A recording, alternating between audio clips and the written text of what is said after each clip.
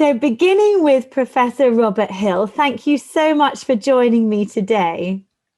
It's my pleasure, Victoria. So let's start with an overview and refresh the listeners on why fluoride is included within toothpaste.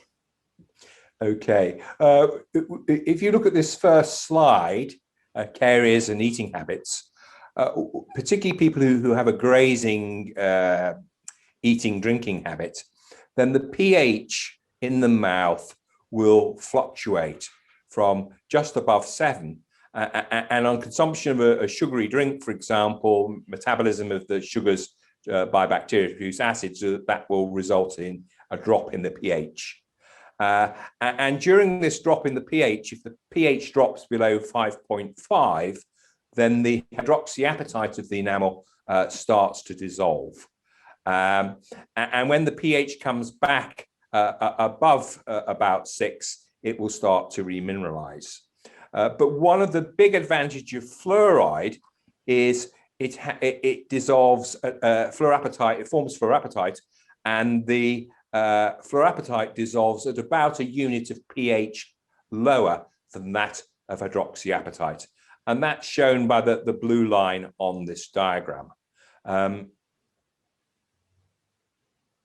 And in the saliva, we have calcium and phosphate and hydroxyl ions in equilibrium with the hydroxyapatite, the Ca5PO4 3OH shown on this slide here. And of course, when the pH goes acidic, the hydroxyl ion concentration decreases, and this equilibrium moves to the left, and the enamel hydroxyapatite dissolves. When we have fluoride present, then it substitutes for the hydroxyl ion, and it drives this equilibrium over to the right in terms of apatite formation. And the fluoride ion is incorporated into the enamel. And it's the fluoride which is incorporated into enamel which is really the important thing, not necessarily the free fluoride ion concentration. But to form the apatite, we cannot just do it with fluoride alone. We actually need, as you can see by this equation here, we also need the calcium ions and the phosphate ions. And of course, in many patients with poor quality saliva and poor salivary flow rates, the calcium and phosphate may be in short supply. And that's why it's important to deliver calcium and phosphate alongside fluoride ions in order to make and put back the apatite mineral in the tooth. Thank you. So how is fluoride actually incorporated into the hydroxyapatite? If you look at the slide I'm showing now, which is the fluorapatite crystal structure, the blue sphere at the center, I'm going to show the video, is the fluoride ion. And it sits in a triangle of green spheres, which are the calcium ions. When we have hydroxyapatite, the hydroxyl ion is actually displaced above the plane of that triangle, and it destabilizes the apatite lattice slightly, whereas the fluoride ion makes it a little bit more stable. So the stability of fluorapatite is related to the crystal structure. And the amount of fluoride in toothpaste varies enormously, ranging from 5,000 parts per million in prescription toothpaste to under 1,450 parts per million for over-the-counter toothpaste, as recommended in the Delivering Better Oral Health Toolkit. Now, why is this? And why does BioMinF only have 540 parts per million? One of the reasons that BioMinF has, in fact, it doesn't really have 540 parts per million of fluoride. It has 540 parts per million of fluorine in the glass, which actually becomes fluoride as the glass dissolves. And it's quite important here to understand what happens to fluoride in the mouth. So in a conventional toothpaste, where we have sodium fluoride as the source of fluoride, it will dissociate completely and be completely soluble. Because the saliva in the mouth is continually being produced and swallowed, the fluoride will decay away exponentially, as we can see in this slide, following the green dots here on the slide. Professor Bob Ten-Carter recognized this, and what he said was low concentrations of fluoride have a beneficial effect on enamel and dentine remineralisation. But he recognized that after brushing your teeth or rinsing your mouth with an oral rinse, that salivary fluoride concentrations will decrease exponentially because of this turnover of the saliva. And they'll decrease in an exponential way to very low concentrations within a very short space of time. And what he recognized, and he said this in a number of his review articles, is for treatments to be effective longer than the brushing and salivary clearance time, fluoride needs to be deposited and slowly released. And this is what we do with the BioMinF glass in the toothpaste. Essentially, the glass particles stick to the tooth surface, and they also stick, incidentally, to the soft tissues in the mouth. And they stick via the polymer in the toothpaste, which is polyacrylic acid. And the carboxylate groups on this polymer chelate the calcium ions in the enamel surface, and they chelate the calcium ions in the BioMinF glass, and they serve to stick it to the tooth surface so it's not washed away by the salivary flow. And in this way, we can get a sustained delivery of fluoride in the mouth. And this is particularly important because what we want is a low sustained amount of fluoride over the time period between brushing your teeth. And this is what the BioMinF toothpaste is designed to do. Yeah. And then in regards to the fluoride, it can be incorporated in toothpaste in a soluble form, i.e. in solution, such as sodium fluoride. Can you please explain this in more detail? Yes, so we put in the BioMinF, the fluoride is incorporated into the actual glass structure. And then as the glass dissolves, it will release that fluoride. But it will release that fluoride along with calcium and phosphate. But it does one other thing as well. When the glass dissolves, it also pushes that pH up. And that is important as well. And it's this combination, really, of delivering calcium and phosphate with fluoride, plus driving that pH up, because driving that pH up also suppresses the dissolution of the enamel. Right. Bioactive glass is a significant component in BioMin toothpaste, with similarities to Novamine, which is very popular. How has the bioactive glass in BioMin progressed from that used in Novamine?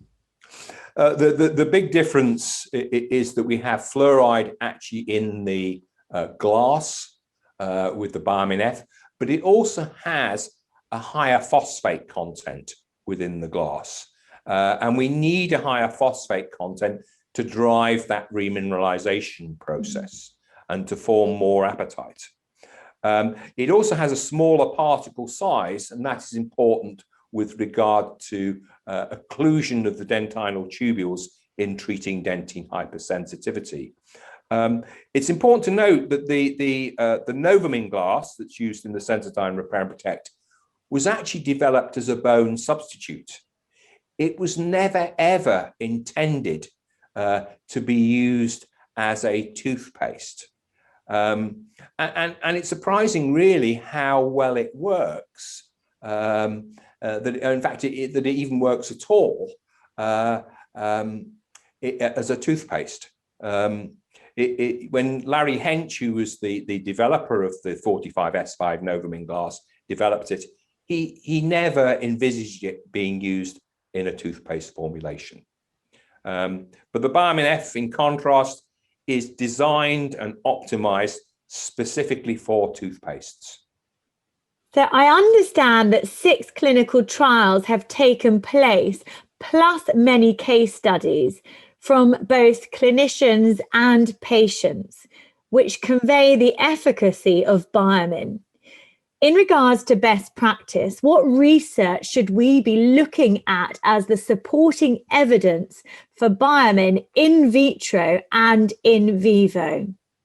Okay, so the 6 clinical trials that have now been published on sensitivity are all on sensitivity and not on the remineralizing anti-caries properties of the BioMinF.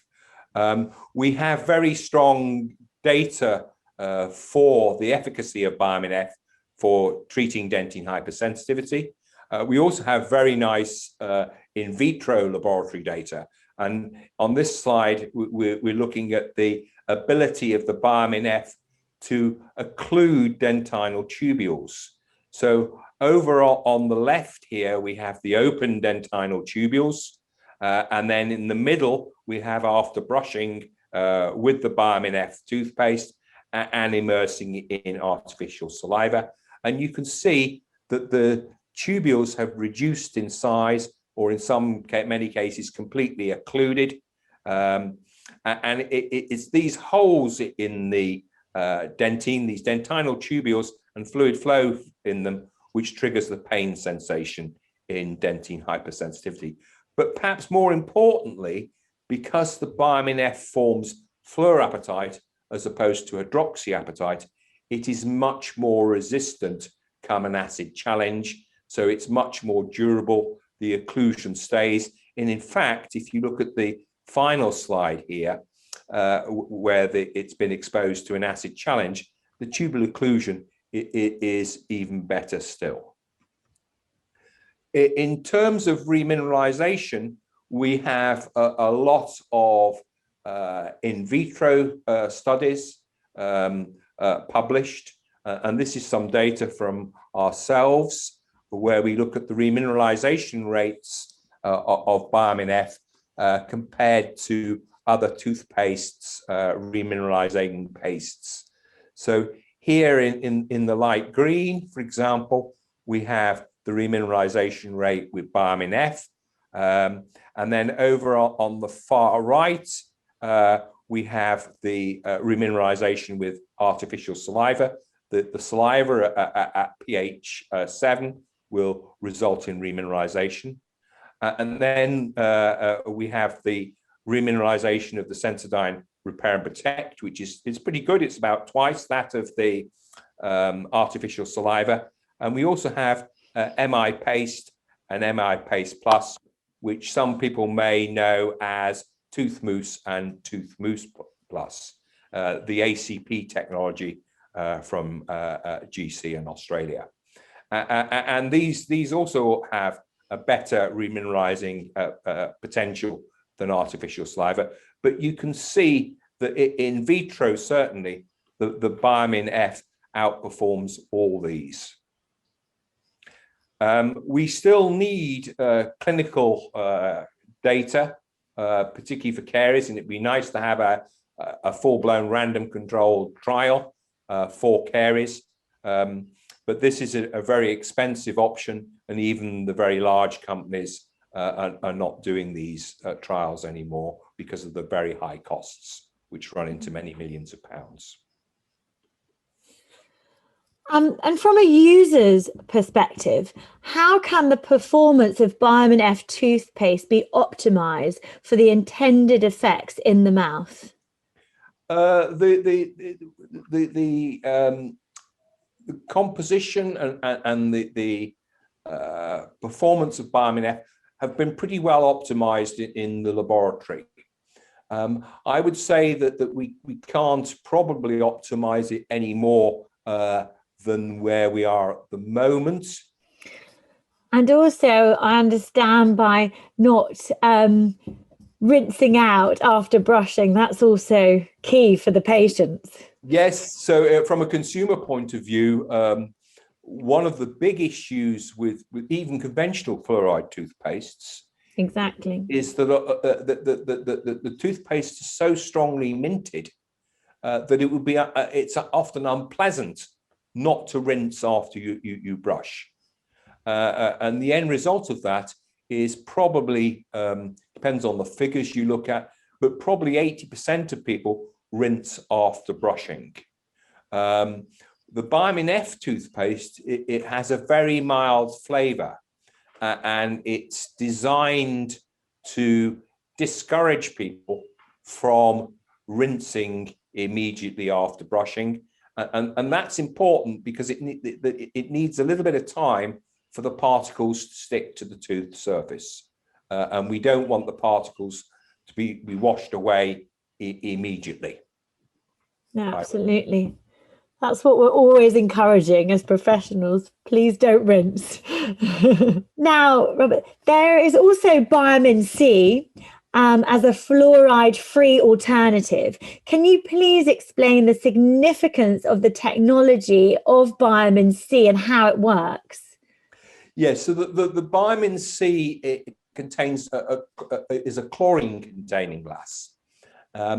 And the chlorine is much bigger than either an oxygen ion or a fluoride ion, and it pushes the glass network apart, and it makes the glass dissolve more quickly. It's really a BioMin C is for those individuals who don't want to use a fluoride toothpaste. There's a significant fraction of people, perhaps up to 10%, who really won't use a fluoride toothpaste at all. And we recognize that there needs to be a toothpaste suitable for these individuals. But in many ways, it's also designed and optimized again to give us the best performance without using fluoride. Right. And to summarize, what should all clinicians know about BioMin toothpaste to help fulfill patients' needs? I think the key thing to note about BioMinF toothpaste is that it's a radically different technology. It's what we would regard as a quantum leap in technology. It is entirely different from a conventional sodium fluoride toothpaste, where there are many thousands of studies going back probably 50, 60 years. And if you like, the rules perhaps for fluoride toothpaste are all based on these sodium fluoride toothpaste. BioMinF is so different that, for example, I would say the NHS toolkit and guidelines are really not relevant because it is such a different technology. Mm. What are your thoughts regarding how incorporating BioMin into practice could contribute to a more profitable practice? I think that there's a lot to be said for dental practices supplying patients with toothpastes like BioMinF. It has unique benefits, and in reality, you can say to the patients, "Oh well, go away and buy BioMinF on the internet or in the local supermarket." But in practice, people, you need to make life easy for people. And so it's easier to supply it in the practice. And I think that has a lot of advantages. it's in many ways, I would say, toothpastes are the first line of defense, particularly against caries. But dentists tend to forget that. And I think actually supplying a toothpaste like BioMinF in your practice is a good practice. It shows that you're caring for your patients, and the dentist might make a little bit of money on selling a tube of BioMinF toothpaste. Thank you very much, Robert. Okay, thank you very much, Victoria. It's very pleasant talking to you. A pleasure always.